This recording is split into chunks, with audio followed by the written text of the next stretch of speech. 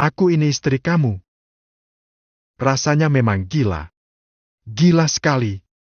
Walau robek dan terasa perih, tapi Ars tak munafik kalau dia sama-sama tenggelam dan menikmati malam yang luar biasa itu.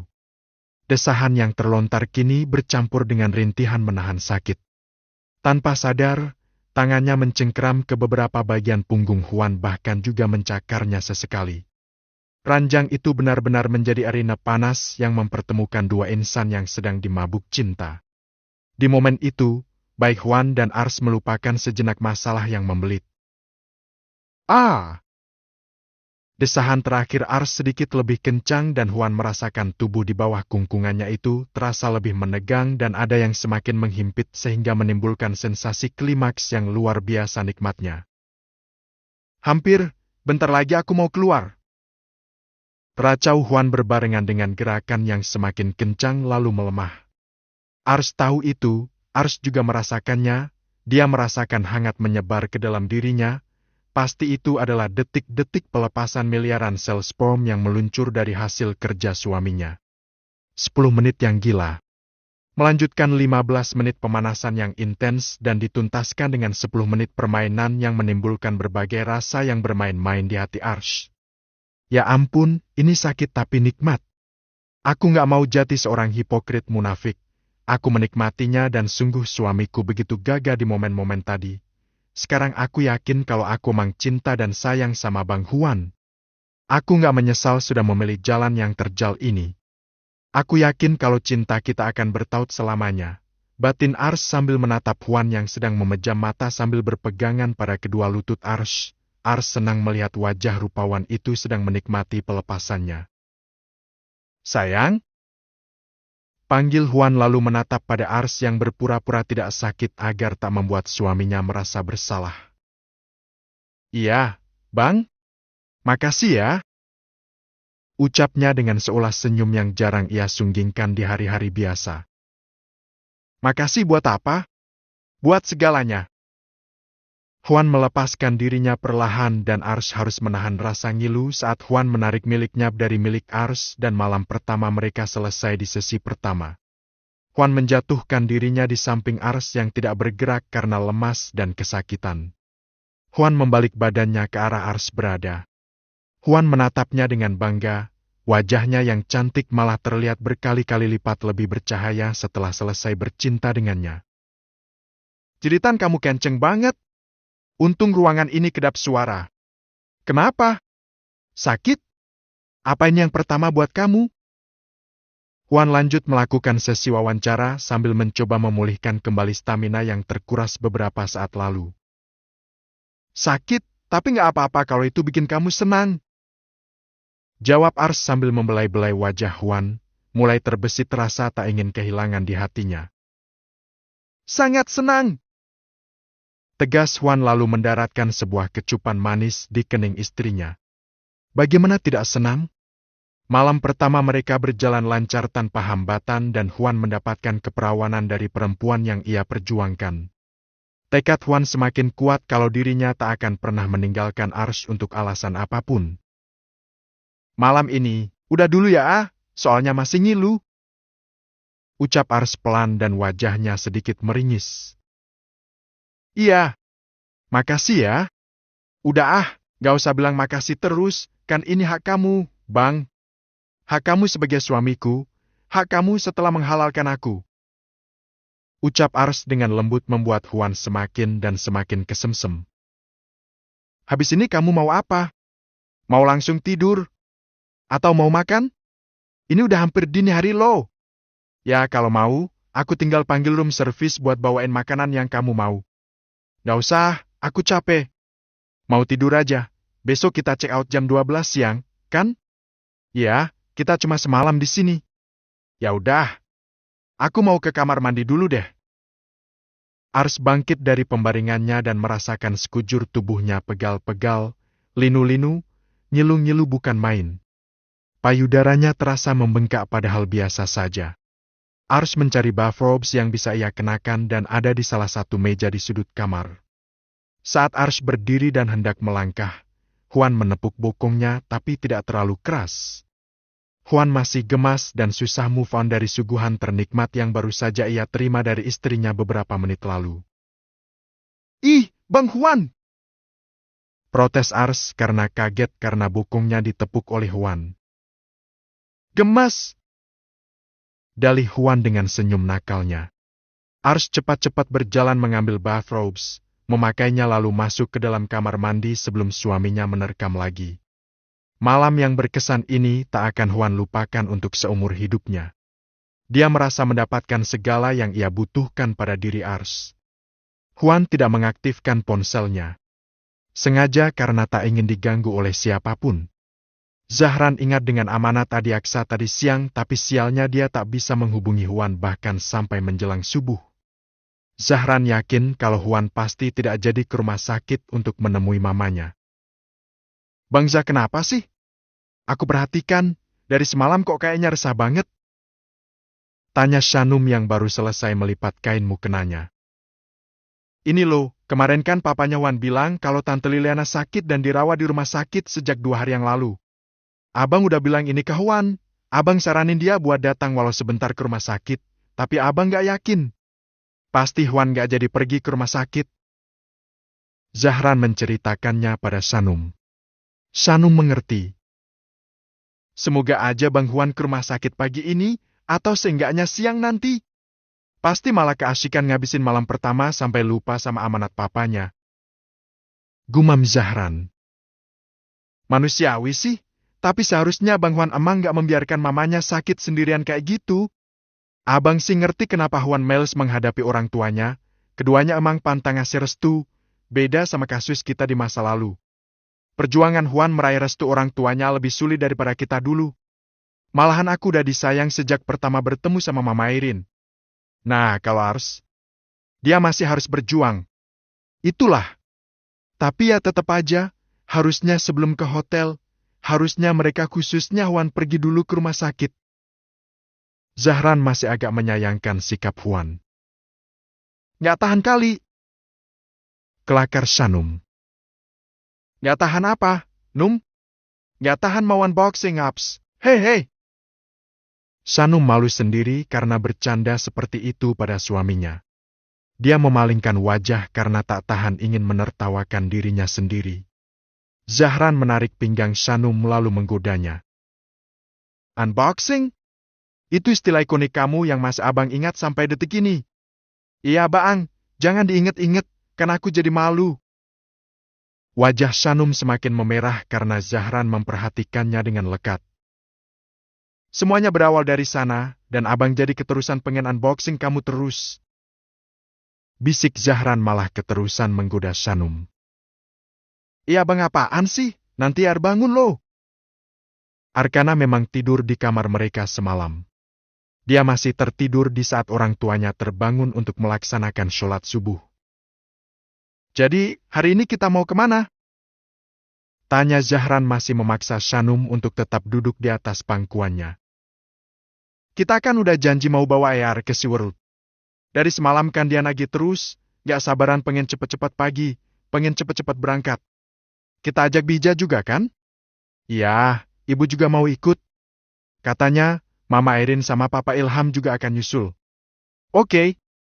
Oh iya, Kak Mel sama Bang Neras juga. Ar pasti tambah senang karena jalan ditemenin orang-orang tersayangannya." "Iya dong." Zahran memiliki rencana untuk jalan-jalan dengan keluarganya hari ini. Tapi Zahran juga berharap kalau Juan akan segera menemui Liliana ke rumah sakit, setidaknya hari ini setelah Juan dan Ars meninggalkan hotel.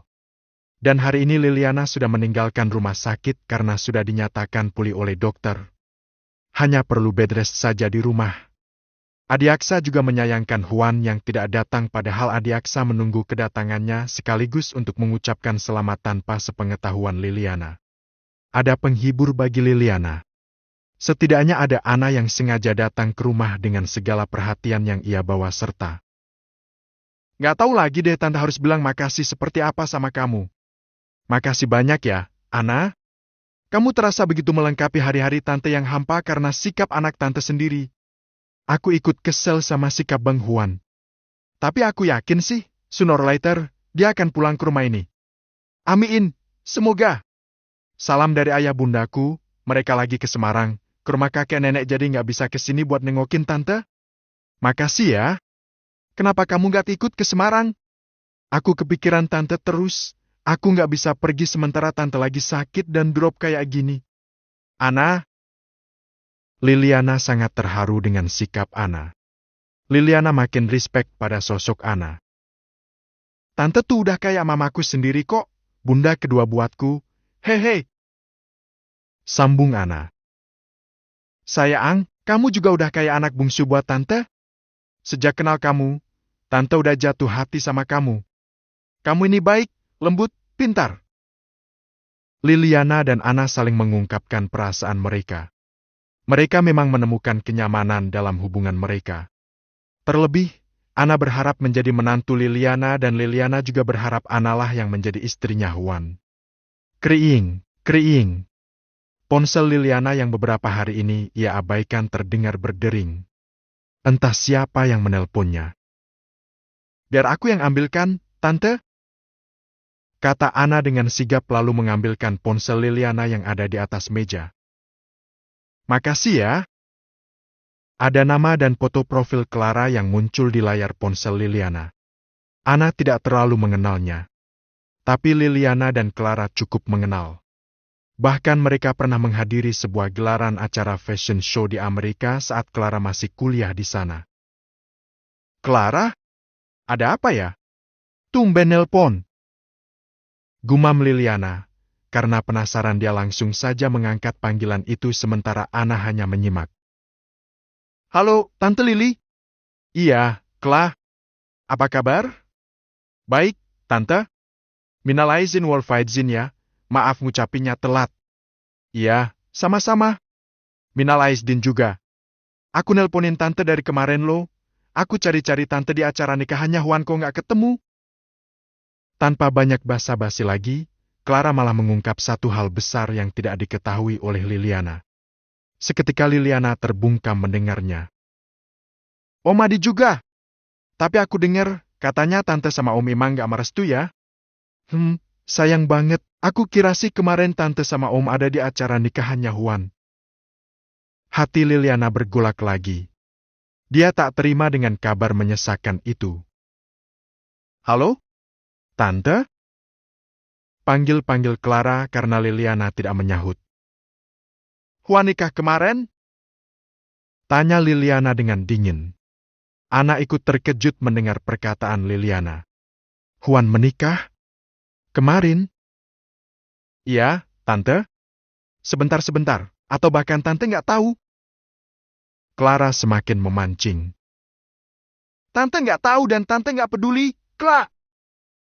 Tegas Liliana benar-benar emosi, tapi dia tahan dengan baik. Oh, maaf Tante, aku kira Tante. It's okay. Makasih udah ngasih tahu ya. Iya. Tapi beneran lo aku nggak tahu kalau ada kelas di antara Tante sama Huan. Cuma konflik kecil aja, semuanya akan segera membaik kok. Liliana pura-pura tegar dan baik-baik saja, padahal amarah bergejolak di dalam dirinya. I hope so. Semoga Huan segera sadar, ninggalin istrinya dan kembali pada keluarga. Terima kasih buat harapannya, Cla. Aku tahu kalau Tante nggak akan pernah senang sama pilihan Huan saat ini, dia nggak pantas berada di tengah-tengah keluarga Pranata. Liliana tersenyum getir tapi dia merasa memiliki pendukung saat mendengar kata-kata Clara. Ya udah deh, silakan lanjutkan waktu istirahatnya ya Tante. Maaf udah ganggu waktu Tante. Enggak kok, Cla. Santai aja. Obrolan sudah diakhiri dan Liliana muram lagi, sangat muram sehingga membuat Ana jadi cemas. Tante hancur sekali, Ana. Ucap Liliana dengan lirih. Tante dapat kabar apa? Kenapa Tante langsung muram begini? Temannya Juannya bilang kalau kemarin Huan melangsungkan pernikahan sama perempuan gak tahu diri itu. Fakta itu semakin jelas dan hati Ana juga ikut hancur. Kenapa mereka nekat sekali? Kenapa Huan tega sekali? Sesalkan Liliana yang mulai menangis lagi. Sabar ya, Tante. Entahlah, Ana. Entah. Ana ikut kesal dan semakin hilang respek pada Ars. Terlebih Ars mencuri start untuk mendapatkan Juan dan Ana tak bisa menerima hal itu. Juan dan Ars sedang menikmati sarapan di lounge hotel yang terletak di rooftop hotel sehingga mereka bisa menikmati sarapan yang menyenangkan sembari bermandikan sinar matahari pagi yang cerah. Hidangannya sangat komplit. Banyak yang bisa dipilih, dimulai dari Asian, Western sampai hidangan Nusantara juga ada. Dulu Ars sempat mengalami masa-masa hidup bergelimang harta, tapi dia sudah lupa karena sekarang fokus pada kehidupannya yang serba terbatas. Kamu mau makan yang lain? Tanya Juan karena Ars tidak terlalu menikmati sarapan ala Prancis mereka. Enggak kok, sarapan kayak gini emang harus pelan-pelan. Gak kayak kalau lagi sarapan bubur di pinggir jalan. Jawab Ars sambil bergurau. Sehabis ini kita akan hidup serba terbatas lagi. Gak apa-apa kan? Gak apa-apa. Bang Juan juga yang semangat kerjanya ya. Kita nabung buat beli rumah. Walaupun cuma rumah kecil, tapi mudah-mudahan kita bisa beli rumah sendiri nanti. Siap. Abang akan makin semangat. Wah, abang. Goda Ars, karena Juan baru pertama kali ini menyebut namanya dengan sebutan abang setelah sekian lama bersama hanya menggunakan sapaan aku. Iya dong. Masa aku kamu terus? Abang juga akan panggil kamu Aci, kayak ibu sama Agi. Iya, bang. Just call me Aci. Ars tersenyum merekah sekali. Juan sangat senang melihat pemandangan itu. Ars ingat lagi dengan perkataan Zahran kemarin soal Liliana. Ars mulai kepikiran lagi. Oh ya, Bang Juan lupa ya soal amanat Pak Zahran kemarin? Ingatkan Ars. Yang mana? Soal kondisi mama kamu di rumah sakit. Oh itu? Juan tidak begitu antusias. Juan pikir, Liliana memiliki banyak orang yang bisa menjaganya selain dirinya. Bang, kamu gak boleh gitu. Sepulang dari sini, kamu temui mama kamu ya. Bujuk Ars. Ujung-ujungnya pasti berdebat, mama tuh sama egoisnya kayak abang. Dia gak akan ngalah, dan abang juga gak akan ngalah. Jadi percuma. Sahut Juan agak emosi. Ya, itu memang benar. Liliana dan Juan sama-sama egois. Apapun responnya nanti, tapi tetap aja, Bang Juan harus menunjukkan itikat baik.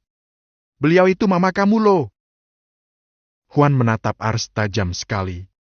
Agak mengintimidasi, mungkin tak suka dinasehati seperti itu. Terlebih hubungan Juan dan orang tuanya memang sedang tidak baik. Tapi Ars pun tak ingin terlalu lemah dan mengalah dengan tatapan tajam yang mengancam itu. Kenapa? Bang Juan gak mau terima saran dari aku? Aku gak nyuruh kamu dalam keburukan lo. Aku ini istri kamu. Yang aku katakan adalah kebaikan buat Bang Juan juga. Tegas Ars. Juan cukup takjub dengan sikap tegas Ars. Juan pun tak ingin suasana sebagai pengantin baru mereka rusak karena perdebatan kecil itu. Gimana pun respon mama papa kamu nanti, tapi seenggaknya Bang Juan udah beritikat baik. Bang Juan menemui mereka bukan untuk meminta apa-apa selain doa dan restu. Kalaupun mereka masih belum mau memberikan doa dan restu itu, ya udah nggak apa-apa. Berarti kita harus tunggu dan bersabar lagi. Niat baik gak akan mengkhianati kita kok, pasti kelak akan bermuara pada kebaikan juga, walau kita nggak tahu kapan itu akan tiba. Ars bicara panjang lebar dan kata-katanya ngena di hati Juan. Semua kata-katanya benar. Ya, kita akan menemui mereka. Kamu aja dulu, kemunculanku akan bikin situasi makin memburuk. Bukannya aku nggak mau buat ikut menemui mereka, tapi aku pikir, Bang Juan sendiri akan lebih baik buat saat ini. Juan mengerti. Iya, nanti abang yang menemui mereka. Makasih ya udah ngingetin. Makasih udah mau dengerin. Akhirnya riak kecil dapat diatasi. Dengan saling mengerti, maka semua masalah pasti akan selalu mudah untuk diselesaikan. Nanti aku mau langsung beres-beres di rumah Bu Desi. Aku mau minta bantuan sama Agi dan Ibu juga. Oke. Mereka melanjutkan sarapan mereka. Setelah sarapan, mereka check out tak menunggu sampai siang. Juan mengantar Ars pulang dan dia melanjutkan perjalanan menuju ke rumah sakit seperti yang Zahran katakan.